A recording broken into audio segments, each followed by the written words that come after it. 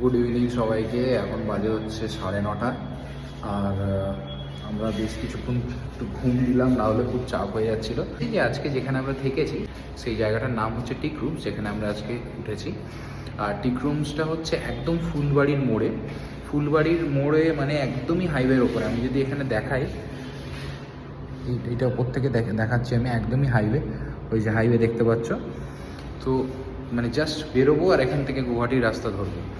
তো আমি খুব একটা ভাবিনি, আমি জাস্ট এইরকম লোকেশানেই চাইছিলাম, শুধু শিলিগুড়িতে আর ঢুকলাম না।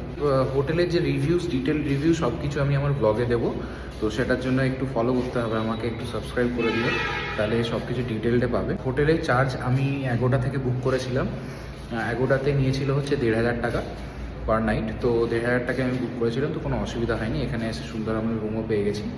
রুমের মধ্যে কিছু জিনিস ভালো লেগেছে, কিছু জিনিস মানে খুব একটা ভালো লাগেনি। তো যে জিনিসগুলো ভালো লাগেনি ওগুলো আমি বলবো, ডিটেল ব্লগে বলবো। আমরা এখন ডিনার করে দেন আমরা কালকে ঠিক ভোর 3টের সময় বেরোবো এখান থেকে ভালুকপংয়ের উদ্দেশ্যে। ভালুকপং যথেষ্ট লং জার্নি, তাই মানে সেইভাবেই বেরোতে হবে যাতে ভালুকপংয়ে আমরা মোটামুটি একটা বিকেলের আগে পৌঁছে যাই। তো যাই হোক, সেটাই হচ্ছে আসল আমাদের মোটো। আপাতত এখানেই থাকলো।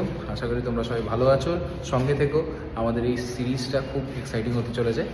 ভালো থাকবে, টাটা।